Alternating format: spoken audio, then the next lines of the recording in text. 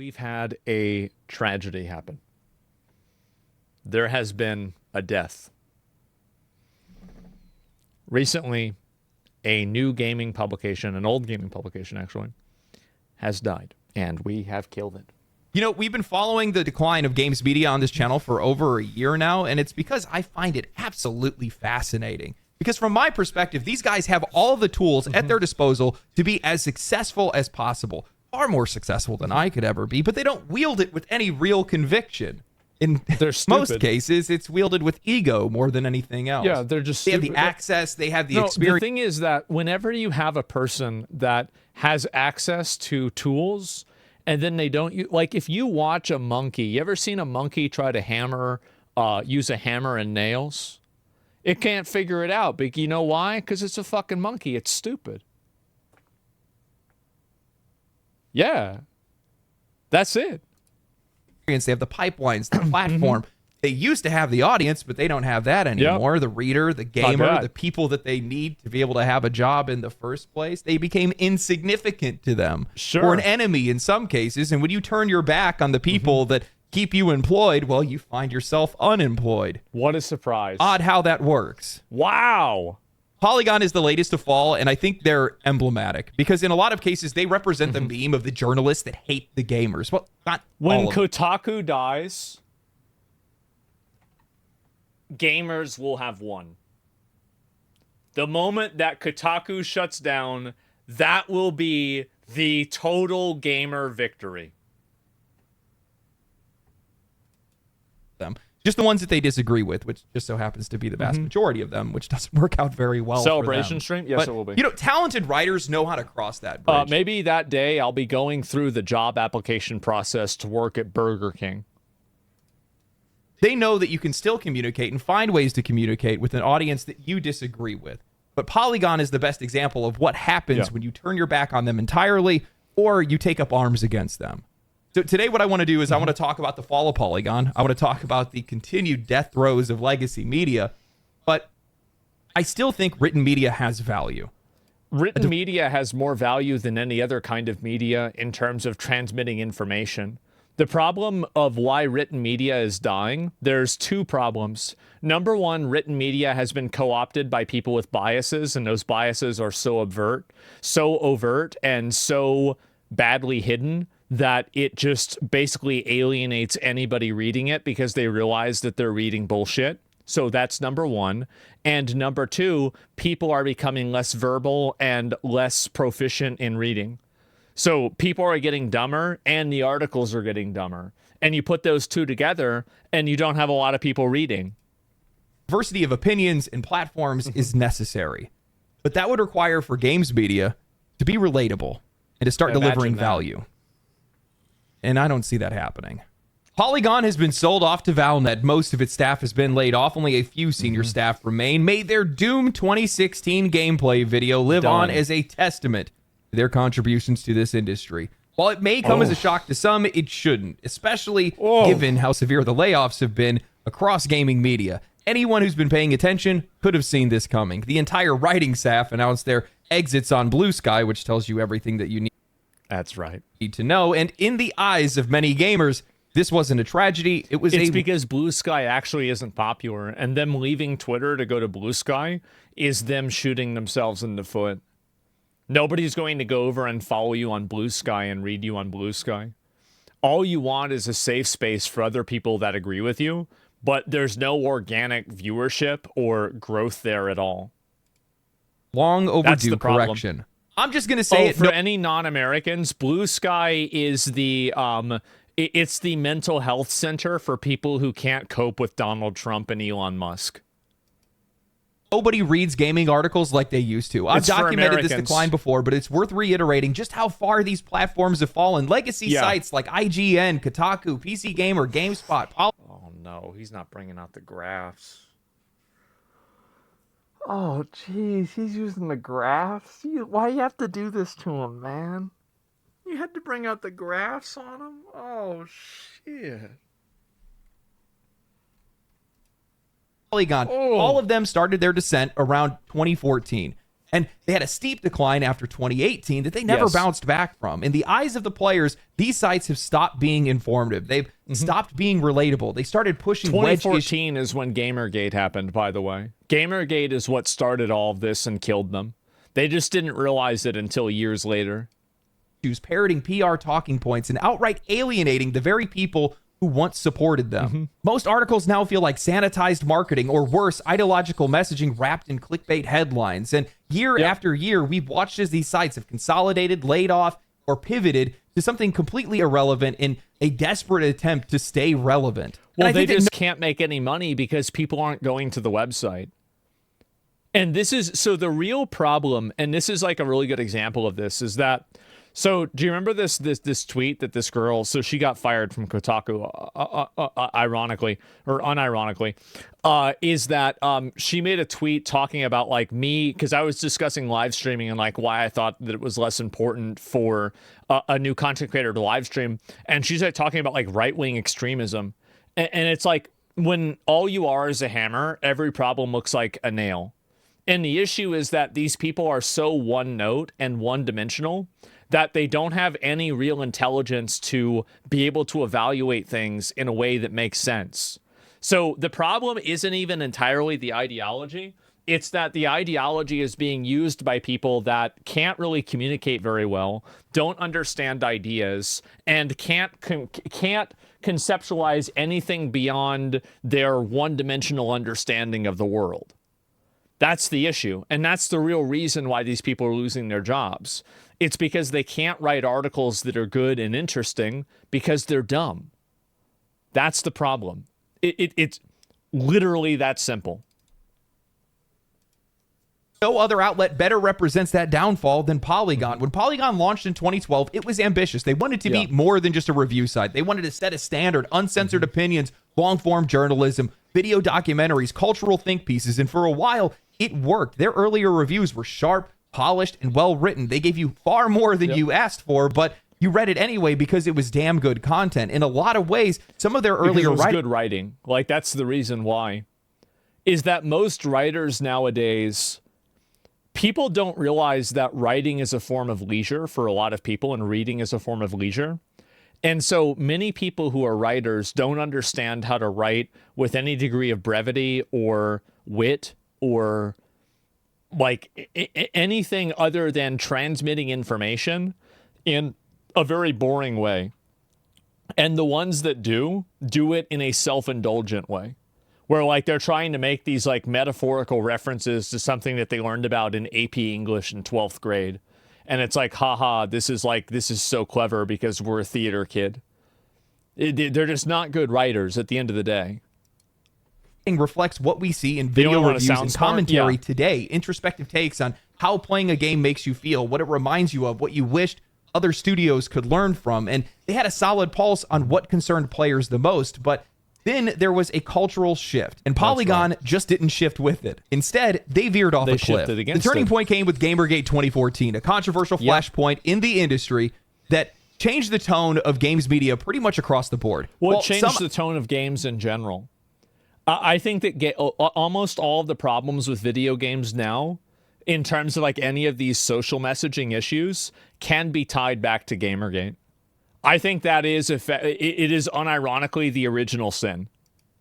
Outlets were a little bit more cautious. Polygon went all in, leaning into this activist, adjacent, socially progressive lens that they began to frame every game through identity politics. Suddenly, Gamergate, for anybody who doesn't know, it was like 2014. This like girl got exposed for having a sexual relationship with a person who wrote a review for her game. And then it was kind of like a watershed moment or straw broke the camel's back, where as soon as this one thing came out, there were a lot of other instances of journalistic behaviors that were unethical, right? Like, and also like, by the way, it's okay to write a review of somebody's game, but you have to disclose that you're in a relationship with that person, right? I mean, I think that would be logical. And honest, thanks for 10 subs. I appreciate that. And so, yeah, games Risk of Rain too. And so that's really what it is. And so unethical quid pro quos. Yeah, exactly. Like, so like Total Biscuit gave an example of this, is that Like somebody sent him a video game to review, and they sent him an Xbox to review the game on, to play the game on. And then they said, well, you can just keep the Xbox after you get done reviewing the game. Well, if you do that, you're obviously giving somebody consideration. And when you give somebody consideration, there's a reason for that. It's because you want something back. And I think that type of quid pro quo, you know, like, and it's this for that, which is like Latin, basically. It's like saying, like, we're going to do one thing for you, and then you're going to give us this back. That's what that term means. And so that term and like that prevalence caused gamers to feel like all of the media and the things that they were receiving were completely inauthentic and wrong. And that criticism was shifted to being that, like, oh, well, because it's with a woman, that you're not mad about this thing. You're mad because it was a woman.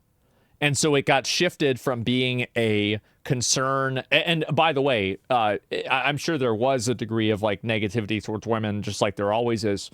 But it was maligned as that. And you see kind of what I'm saying about how this happened? Yeah, it was framed in a way that made it like misogynist, as like gamers are bad, etc. And that's what I think radicalized a lot of gamers against games media. And that's why so many gamers have been celebrating the failures of games media, is because games media participated in this unethical behavior and also this complete mischaracterization of people that play their games in general. The reviews weren't about what a game did well. They were about what it failed to represent. And I think their review of Bayonetta 2 is probably the best example of this. A mechanically brilliant action game, well loved and reviewed across the board. And they knocked it down to a 7.5 out of 10 because the reviewer didn't like how sexy the main character was. Not because... It left me asking how many different ways Platinum could find to run a camera between Bayonetta's legs. What's funny to me about this is that you think that's a problem. That's why people play the game. The gameplay, not because of the performance, because of problematic sexualizing. It's sexist, gross pandering. It's totally unnecessary. I disagree. I like it. And I think this is the problem, is that back then a lot of gamers tried to make it out like, oh, it's art or it's whatever. And I think what's really kind of caused a lot of these people to lose relevance is just the accepting of, yeah, I know it's completely sexist and it's total gooner content and that's what we want. Give it to us right now. And I think really what proved that to be true is gacha games. Every gacha game, look at any subreddit and it's all fan art of the female characters making out with each other. That's just how it is. Telling people what to do. Yeah, exactly. We're now okay with saying we like boobs. Yeah, but you remember, right? Look at the creator of Bayonetta. I know that there's plenty of women that are okay with displaying sexuality. But what my point is that I think that a lot of men felt insecure about doing it. And I think now that it's more socially acceptable to do that, guys are more than willing to say, like, yeah, that's exactly what we want, so give it to us. And I think that's one of the other big reasons why now I think these people are losing the narrative war. This is the kind of scoring that doesn't just confuse people, it infuriates them. Polygon wasn't just judging the game, they were judging the player. While not saying it overtly, they were saying that this is the kind of content that shouldn't exist, and you shouldn't be okay with liking it. Then came their review of Kingdom people what to do. Come Deliverance, where they called the game woefully bland and claimed that women in the game seem to only have 3 functions. They either perform as 2-dimensional sex objects, fetch water from a river, or do needlepoint. Ignore. I've got bad news for you about the 1400s in Europe. I've got really bad news.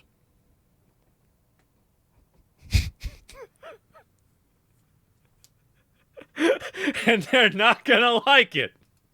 The setting, 15th century Bohemia, ignoring Teresa, the woman that saves your life, protects you, and then shares one of the most emotionally grounded relationships that are in the game, ignoring the historical context entirely because it didn't fit the narrative that they wanted to push. Exactly. A game that prided itself on historical accuracy needed to bend itself to popular media trends and revisionism instead of just letting it exist as a contrast to how far we've come as people and as a civilization. I don't think these outlets or these writers understand the kind of damage that this approach does. Not only does it do damage to their own credibility, but it does it to the games themselves. Contrast matters. Games that are exploring historical themes or history itself should be able to present that. Well, it looks like bullshit. Like when I'm playing a historical game and then they have a bunch of female like warriors, I'm like, okay, this is one of those bullshit weird games. Because everybody knows that didn't happen. Like, and then also like, oh, but there's like Joan of Arc or like 3 other examples. Exactly. That's the point. Yeah, anytime I see that kind of stuff, I immediately am like, oh, okay, it's one of these games. That world as it was, not as they wish it would have been. But rather than allow creative talent to stand on its own, the media often demands ideological conformity, filtering everything through modern social commentary. And when the game doesn't comply, they wield their platforms like weapons, shaming these developers, poisoning discourse, and trying to turn the audiences against them. He's completely right about this. He is 300% right about this. Is that they weaponize their platform. And the thing is that, and this is the reason why I do the same thing now. Because like these people are never going to stop doing this. So the only way to fight back against this is to do it back to them. And by the way, there's a lot more of us than there are of them. As you can see by the fact that my channel's doing really well and they're laying people off. Keep going? Oh, I will. I will keep going until it's done.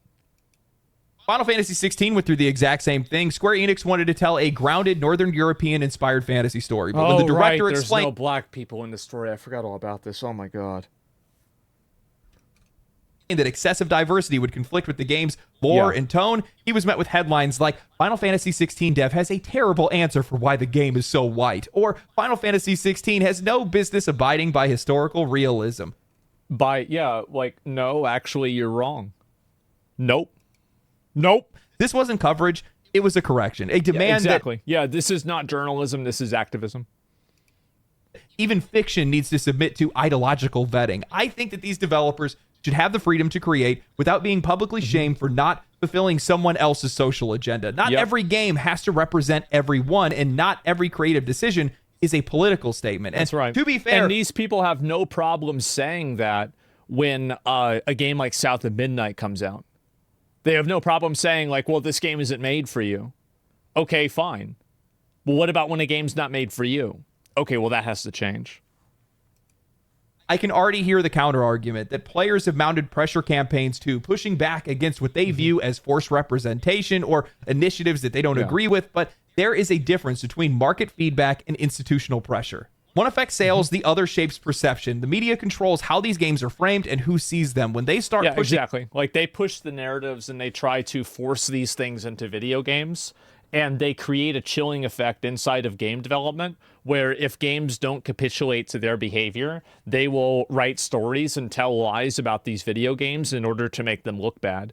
And that's why now, for video games that do play into these narratives and they do actually listen to these journalists, it's like, like the siren song of Odysseus, right? It's like, if you want to sail your ship onto the rocks, that's fine. And guess what we are? We're the rocks. We'll destroy the ship. And it's worked. And that's why so many of these video games have died. It's because there's been so much pushback from it. And now these companies are afraid of doing it. Get wrecked? Yeah, get wrecked. There's blood in the water now? Yeah, exactly. And you can, by the way, if enough people are negative about a game, you can absolutely kill the game. Don't ever believe that you can't do it. You can. Believe in yourself.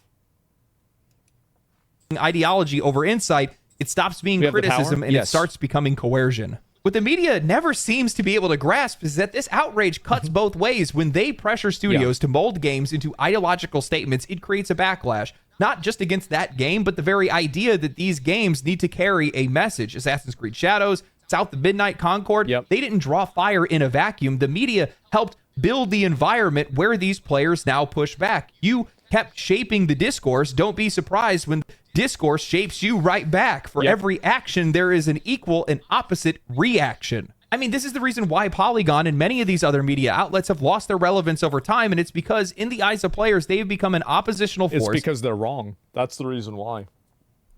It's because their viewpoints and their their way of seeing the world is simply wrong. People don't have a problem with politics in video games. People have a problem with the mentally ill, SSRI addicted, upper middle class white woman, progressive American politics. That's what people don't want to hear. Nobody has a problem with Metal Gear Solid's politics. People do have a problem with politics like Concord. That's the big difference. That is using their platforms to pressure studios to make changes. Yeah, it's not that we don't want politics. We don't want your politics. Players before themselves. And that's all been proven with recent statements made by Daniel Varva, the creator of Kingdom Come Deliverance. In a recent Check interview, Kingdom Come creator Daniel Varva opened up about the impact Polygon and others had on him after the first game. He said that it felt like there was Daniel Varva was the guy that was the creative director. I don't know. Sorry, sometimes I go AFK, but he was the creative director for Kingdom Come Deliverance, and he got a ton of hate back when the game originally came out because the game didn't adhere to certain social norms. Sword of Damocles hanging over his head. Yeah. And he admitted he was very afraid that journalists would pull what they did with the first game on him. This, by the way, is a metaphor for like a Greek story where there's like a sword hanging over a guy's head with like a fine thread on it. And it's the idea of like you being on edge, that you're going to be cut anytime. So people might not know complaining that the sequel wasn't very diverse and blah, blah, blah, to quote him directly. He talks about how he was afraid that they would scour his Facebook, auto-translate his political rants, and write up that he's now a Trumpist right-winger and that's right. against this and that. He talks about how that felt like a threat to him and how he was prepared to get fired over it.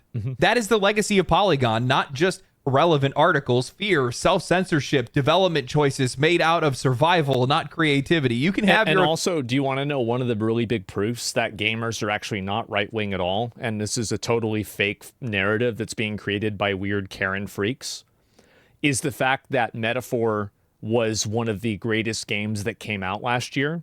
And I think that very few people debate that. Metaphor covered very progressive social issues, but it did so in a way that wasn't patronizing to the player, and it was respectful, and it was mature. The entire idea that like gamers, like I don't know what they think that they want, right? And so the media called Dan out. Yeah, I don't know. But Metaphor is one of the top 3 games of all time. It's a very good game, right? Luis Guillabern. Well, I think Luis Guillabern is a really great example, right? Is like if he was a villain in a Western video game, he would not be intelligent. He would not be well spoken. He would not be clever. He wouldn't be able to discover the king's magic, right? He wouldn't have been able to do any of these things. He would have just been like this big, dumb, oafish retard that nobody likes, but we have to kill him. Right? He'd have one charisma. He wouldn't be attractive. Exactly. Opinions on Varva, the choices that he's made and the things that he said. However, this is what happens when coverage turns into punishment, when the writers think that they are moral arbiters instead of critics, when review sites become political weapons instead of industry observers. When the players see the media wield this sort of influence, when they see them fail to represent them, what do you think the end result of that is going to be? Yeah. And it's not like they've only done this once. They've been doing it the entire time with articles like Yakuza examines masculinity with care but leaves women behind. God of War...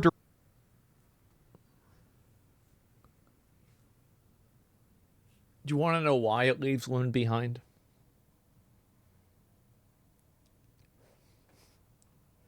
Guess who's playing Yakuza? Just take a guess. I wonder. Ah, jeez. What a fucking mystery. Like, I played the Pirate Yakuza game. This is absolutely a shonen. It is. It's a total shonen. The entire thing is like that. Like, it really, it's a story written with the spirit of a young man. That's the way it is, and that's who it's going to appeal to. Some women might like it, sure. And there's guys that like Animal Crossing. But let's talk about averages. Director on toxic masculinity and why Kratos has to change. Gaming's toxic men. Explained. Why are game companies so afraid of politics in their games? You watch as their coverage turns from... Because they're not.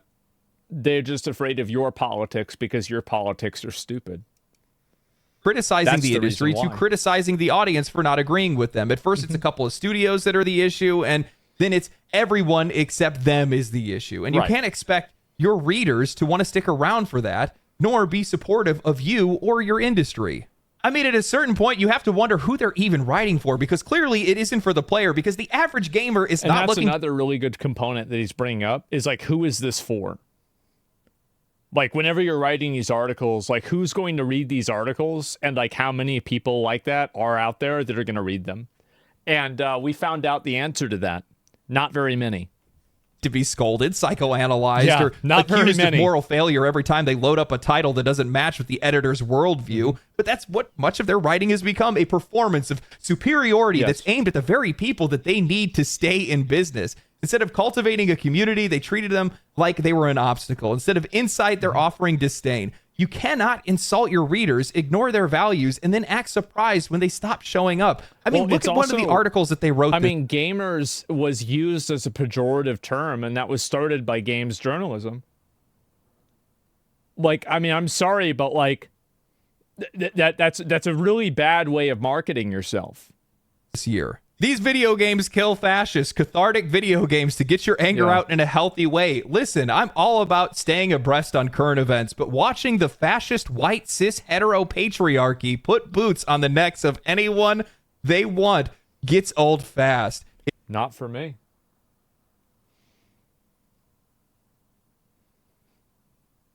I loved Space Marine 2. It was actually amazing. Yeah, I had fun. It was great. If you feel like dismantling the systems of oppression with wanton destruction, these games provide the sweet feeling you get from bringing the ruling class down a peg. This is written by some fucking, like, either fat as fuck or 90-pound kid that's, like, at Starbucks. Like, this is a kid that has to, like, cry in his bathtub if the DoorDash delivery driver rings the doorbell instead of leaving the food at the door. It's the most pathetic fucking shit that you've ever seen. Bro, what the fuck is this? Have you ever thought about the fact that the vast majority of the gaming audience doesn't tune into this, likely aren't even paying attention about the ruling class? What the fuck is wrong with you? To politics, and they see this extreme rhetoric and honestly veiled and it's also like, it's so one-dimensional and childish. I think that's also the big problem that a lot of people aren't bringing up, is that the way that they explain these issues are just so bad. For violence as weird and uncomfortable as hell. You write something like this, you publish this under the banner of a games journalism outlet, and then you wonder why you're sold off and your staff is laid off. What are the odds? You alienated your audience. You scared developers into silence. You turned your platform into a weapon. Then you pointed it at the very industry that once embraced you. And for what? Look, let me be clear. There are hardworking people in games media who don't buy into any of this. Talented writers that just want to talk about games, who care about storytelling, systems, and creativity. But they have been they're YouTubers now. Drowned out, undermined by the loudest voices in the room. The ones who treat players like problems, developers like enemies, and their own platforms like a soapbox. This is how you kill an outlet. Congratulations. Mission accomplished. You have a lot of these outlets and writers that are talking at people and not with them. This is what I said, by the way. Let me see if I can find it here. Yeah, this is it.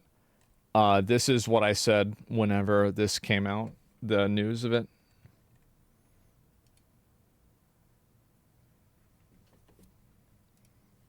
Welcome home.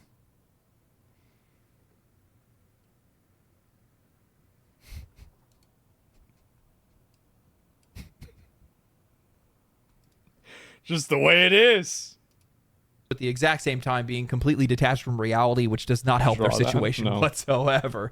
They're pressuring these games to be made. They're pressuring these changes to be made within these games that players aren't even asking for. They're making articles that the audience, that the readers aren't even looking for. Look, man, I am not here for marching orders. I am here for gaming news. And if that's not what you're going to give to me, then I have no reason to be here. That's what's happening right now. You know, I'll be honest. I had no idea the Polygon was this bad. I had no clue.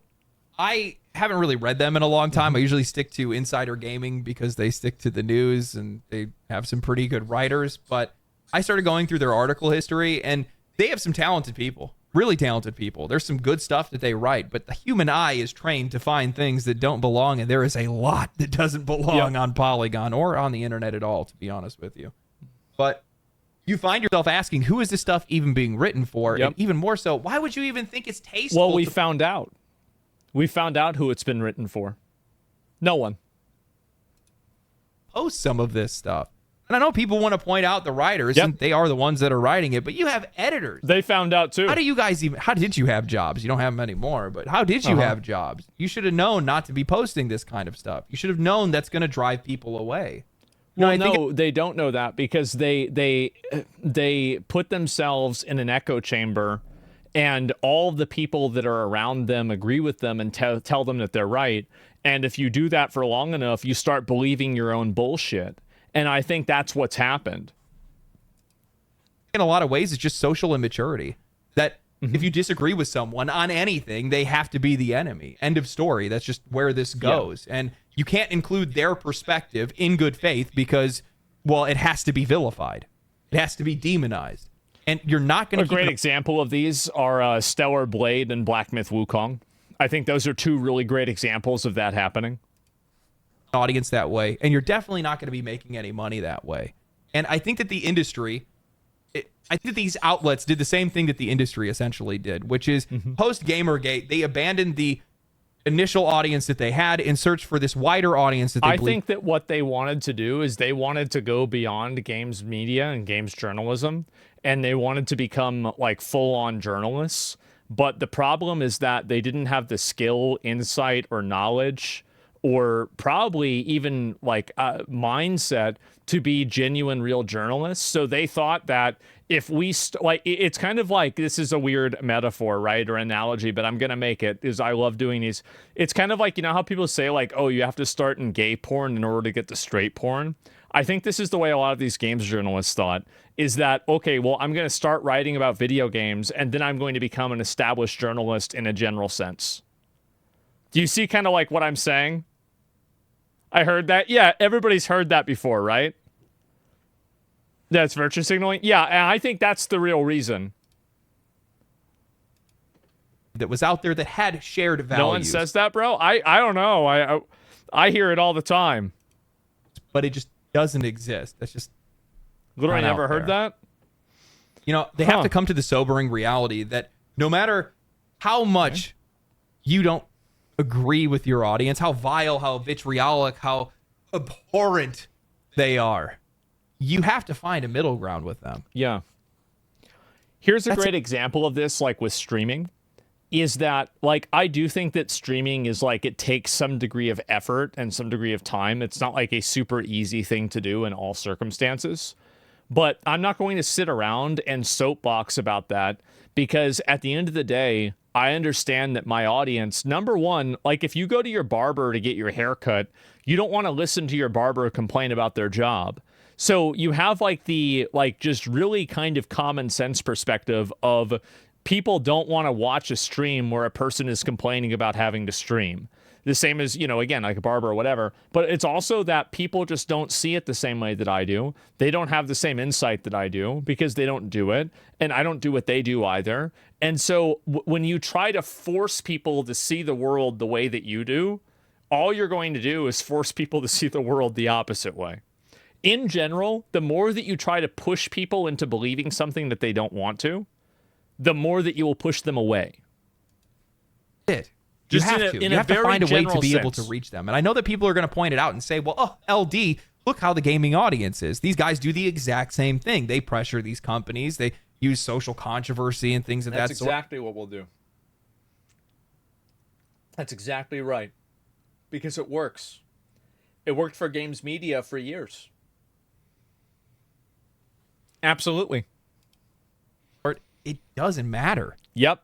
Guys, I'm just going to tell you, I'm just going to tell it to you straight. And also, by the way, the customer is always right in matters of taste. Games media isn't the customer. We are. That's the difference. They're the ones that are paying. they're the ones That's that right. you need their attention. Yep. So either you figure out a way to be able to reach them, or you are reaching for a job application. That's it. That's the thing. The media has just continued to fail to adapt to a lot of these different cultural changes. Even the way that media has been consumed over the years, a lot of that has changed, and they haven't adapted to any of that. And from my perspective, while it might be Polygon today, I think they're all going to be Polygon tomorrow. I'm sorry. Good one. Guys, Good we aren't one. just losing Polygon, we are starting to lose all of them. In an article written by Christopher Dring titled "The Number of Video Game Articles Dropped by Over 100,000." That's a good start. In quarter one, he writes, the top 135 video game websites published over 635 articles in quarter one this year. That's right. Press engine data reveals.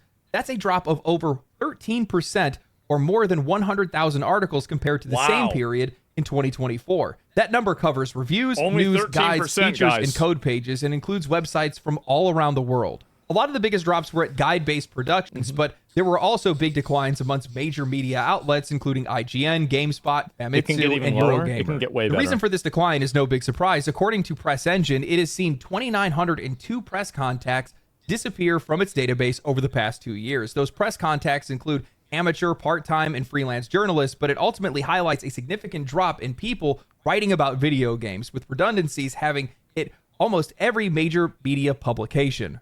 There are other factors that are influencing the drop in video game articles, including a continued shift towards covering the biggest titles, a decision driven by changes to Google's search engine. 100,000 fewer articles and nearly 3,000 fewer press contacts is a dramatic shift, but let's not pretend like this is coming out of nowhere. That 13% is a symptom, not a disease. The audience... It's only the beginning.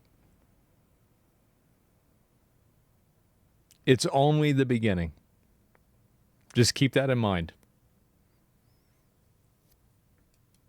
This is gone. The content isn't landing, and thanks to the changes in Google's search algorithms prioritizing the biggest names, unless you're IGN, Forbes, or PC Gamer, you're basically invisible. Snowball? And even then, you have to wonder, who's even reading this stuff? I'm not even saying that to be cruel, but I would be hard-pressed to name more than a dozen gaming outlets off the top of my head, let alone 135. And that's coming from somebody who actually reads this stuff. But then again, what would those missing articles have been about? While some are going to be shocked by this sudden drop, I'm definitely not. I'm wondering who's actually going to miss them. We don't need 15 articles all regurgitating the exact same press release. I've joked about this before, the media using return to form like it's a summoning spell every time a new game that they like flops, but that's the reality. The same quote, same take, same structure, barely any variation. Take the That's also like he's bringing up a very good point about this, is the fact that a lot of the writing is at a fundamental level very bad. It's boring, it's repetitive, it's not interesting. Yeah, it's like, again, if AI can only regurgitate things that were already written and you're worried about AI taking your job as a journalist, then maybe I think you just self-reported. Maybe, right? Auto 6 delay. It was everywhere, but not a single outlet provided anything beyond the basic announcement. No exploration of Take-Two stock dropping, no discussions about how the pressure to meet earnings forecasts could shape Rockstar's and internal... this is the problem that they have, right? Is that they're incapable of any form of second-order analysis at all. And the reason why is that they're so one note with like the way that they see things that it's boring to watch and it's boring to read. Like, people don't want to read. Like, this is one thing, like, I think even newspapers have this problem where, and I think this is a decline of the, this is the decline of people's command over the English language and their ability to communicate with it. And I think that it's been going on for years now, probably 20 years, 30 years, my whole life. Like, I feel like every year people become less literate. Decisions or set a precedent across the industry, just the same surface level reporting echoed across a dozen sites. That's not journalism. That's a carbon copy feedback loop designed to farm SEO. And of course it is, because it's all just a pipeline for ads. It's no surprise that players are tuning out. Most of these sites are unreadable without an ad blocker. It's autoplay videos that are blaring over text, walls of pop-ups that choke out the... there were porn sites in 2001 that were less intrusive than these different games journalism websites. Content, even if you do manage to navigate that It's not even minefield, close. half the time a paywall is going to slam down on you mid-scroll. It's not just bad, it's an actively hostile environment for readers.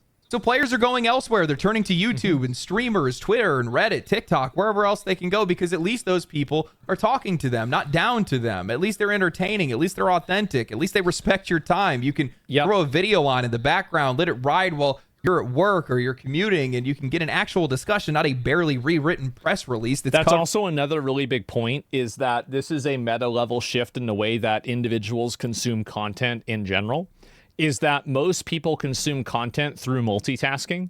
And I think that's also one of the reasons why people like subtitles in movies, is because sometimes they'll be listening to or paying attention to two things at the same time. And so the reason why is that whenever you're reading something, you need to be one-dimensionally focused on what you're reading. Whereas whenever you're listening to something, like how many of you guys have me on your second monitor right now? Well, it's hard to have an article on your second monitor. So that's, again, another structural weakness that many companies like this have. It's another problem that writing has, and it's harder for... And the issue really is, like, how do you solve that? You write things that are more compelling, but they can't do that. In ads, which honestly, that makes this all the more baffling that these outlets have not adapted. Videos should be their strong suit. They already write this kind of content. IGN does a good they job should turn at it this, into a to be script, fair. do a voiceover, add some footage, post it to YouTube, Twitter, TikTok, anywhere. There is no excuse. You know, I was stunned to realize that I am catching up to Kotaku in YouTube subscribers. Me, a guy that's making Look videos. At this. 2K views. Kevin Smith. This guy is a fucking legend. This is Silent fucking Bob. And you have it has 2,000 views. How do you get Kevin Smith on your channel if you're only getting 2,000 views after 7 months? It's pathetic. In his spare time, closing the gap on an outlet that's been around since 2004. He's no longer relevant? Bullshit. If Kevin Smith was on Theo Vaughn, that episode would have over 1 million views.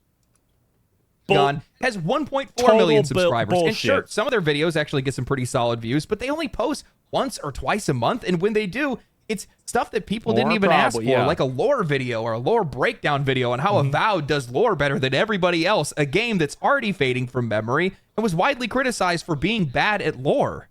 I mean, the business side of me is genuinely frustrated that these guys are sitting on a goldmine of content and they are wasting it. Skill Up and Gamer Ranks write articles and newsletters, and then they turn it into content. Why can't they? They write multiple articles a week, convert them into videos, double dip. Instead, they cry about AI stealing their jobs and sue OpenAI, even though half of their writers are probably using ChatGPT behind the scenes to... No, they're not using ChatGPT. If they were, the articles would be better. Their deadlines by spinning up slightly different versions of what everybody else has already written. The truth is, there is no outside force that's killing them. Not AI, not YouTubers, not Google. It's their own lack of adaptability. I would disagree with this partially. I actually do think that they're being kind of like, you're burning the candle at both ends, but there's 5 ends, right? Like, attention spans are going down, media consumption trends are changing, the audiences are becoming increasingly polarized against you, you're pushing narratives that don't resonate with an audience, and you put all these things together, and it's death by 1,000 cuts.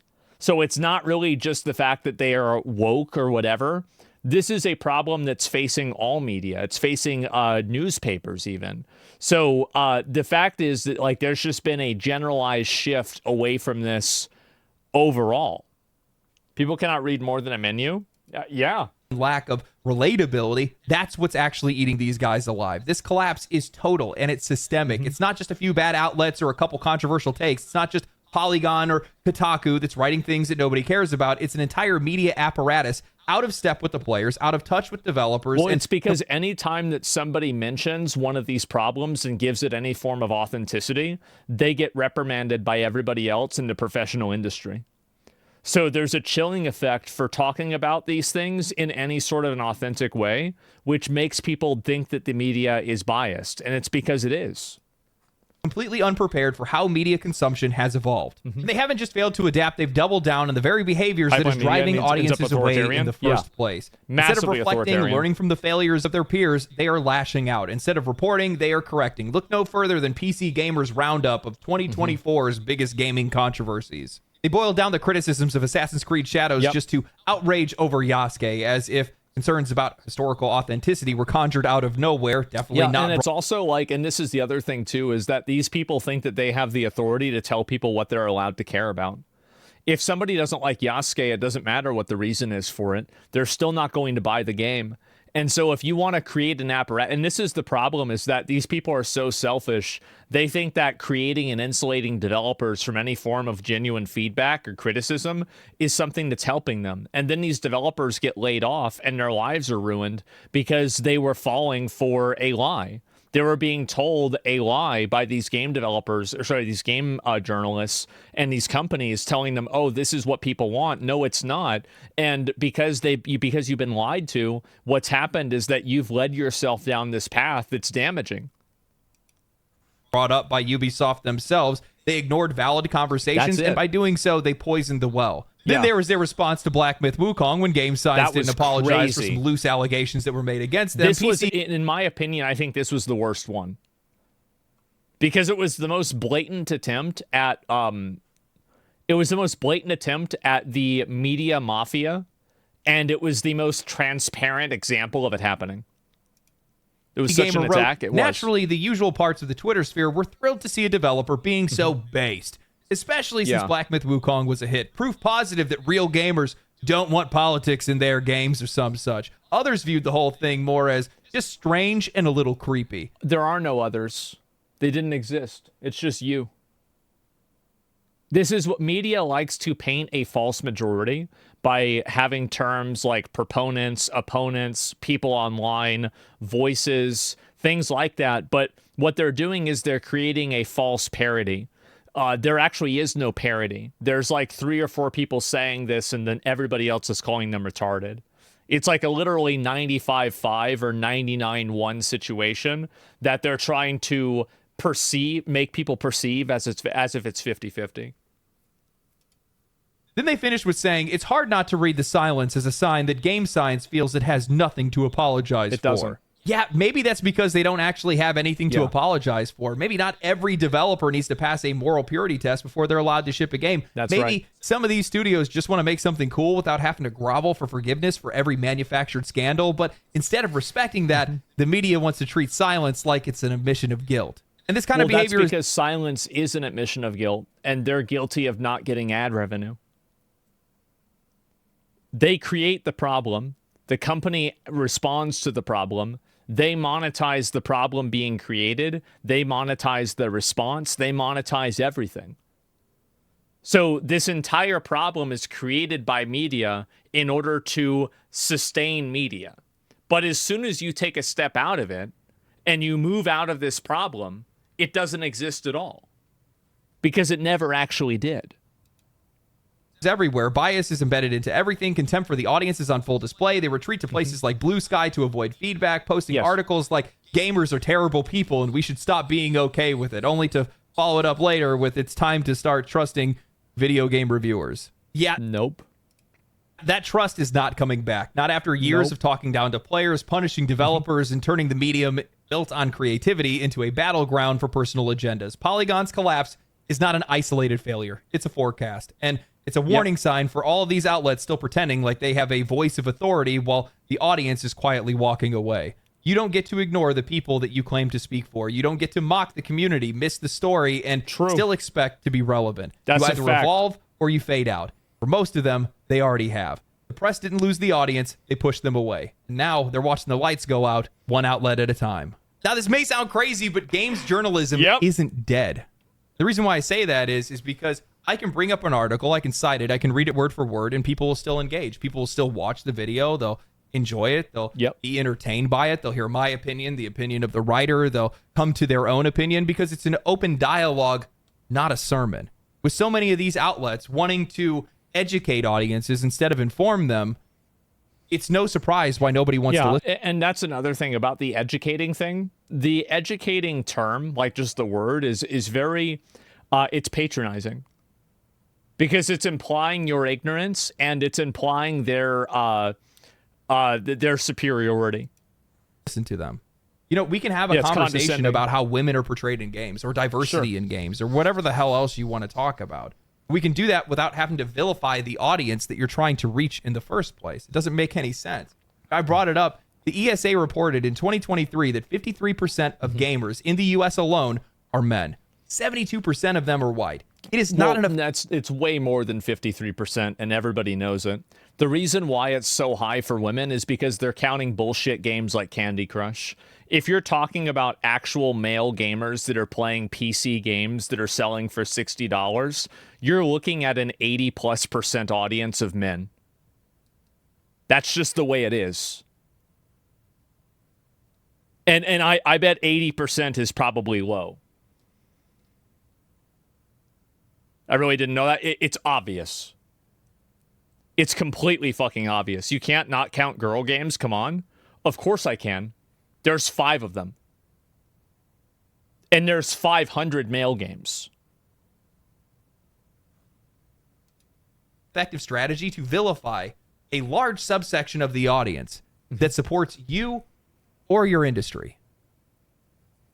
This isn't ideology, it's just math. You can reach these people. Here's a really great way to look at it. How many women that are popular in video gaming are not attractive? That's right. 0.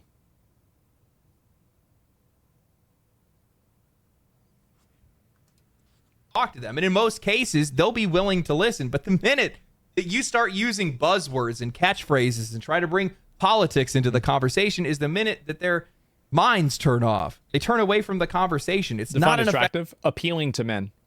My point is that in all of games media and streaming and content that's made for video games online, it is a prerequisite to at least be conventionally attractive for a female to be able to build an audience.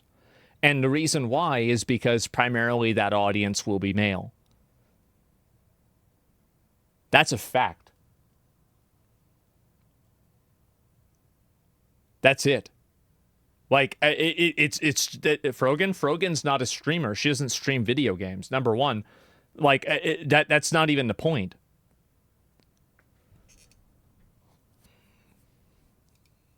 Effective way to run a business, and it is definitely not an effective way to have a conversation.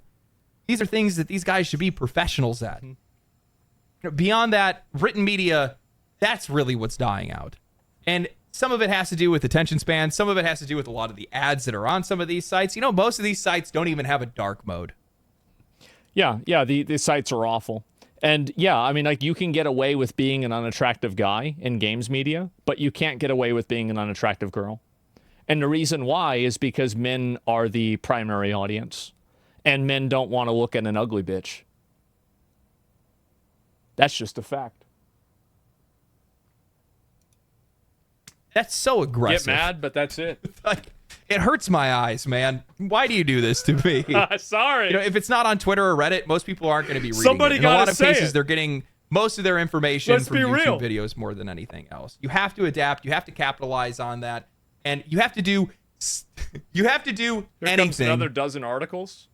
Yep. And they'll all be calling me a sexist. They'll say that I objectify women. I do, by the way. All the time I do. I'm not sorry. I'm going to keep doing it. And you're going to call me every single word except for one. And that's wrong. Other than what you're doing right now. Because it's not working. And to be honest with you, I don't really want all of them to go. I've said this multiple times. I do. There's tons of writers that I like. I do. And the minute that some of these folks start to wake up to some of this stuff is the minute things can get a little bit better. And I genuinely hope that they do. Yes. So hopefully some writers found a gleam of solid information in here, or a little bit of advice that they might take into their writing, or maybe they take into their YouTube career, or whatever it might be. Who knows? Thank you guys for watching. If you guys did enjoy the video, share the video, like the video, comment down below. Make sure you guys I don't know subscribe. how they're going to learn anything that's going to help them doing DoorDash, but, you know, maybe, I don't know, maybe they can explain. Yeah, how is, well, maybe if they play a game like Crazy Taxi or whatever, maybe they'd understand to the channel it. so that Trump I posts can on Truth. Yeah, I'll look it go up. past Kotaku. Yeah. Outside of that, stay cool, stay righteous, stay safe. Catch me on Twitch, and I'll smell you guys later. That was a good video. I think he pretty much, he explained it like he's not even as harsh as I am about gaming journalism. Like, I view a lot of journalists and journalism as the active enemy of the people. And I think that they actively try to misrepresent, misconstrue, and mislead audiences. And they actively work against the public. Enemies of the state. I mean, I wouldn't say they're enemies of the state, but I think that they are enemies of the truth. I think there's definitely that. And so, yeah, but let's see here. Kevin Smith went on Theo Von's show. Oh. Do you remember when I said if Kevin Smith went on Theo Von's show, it would have 1 million views? That's crazy. Wow. Wow. Whoa. What a surprise. Look at that. It's fucking obvious. Everybody knows it. Yeah, duh. Yeah, genius. Yeah, I'm not a wizard for knowing that. I'm normal. Anyway, do you think there's deliberate efforts in the gaming industry to mute voices? Yes. I think that the gaming journalism industry absolutely tried to bully and mute people that disagreed with them. They 100% did that.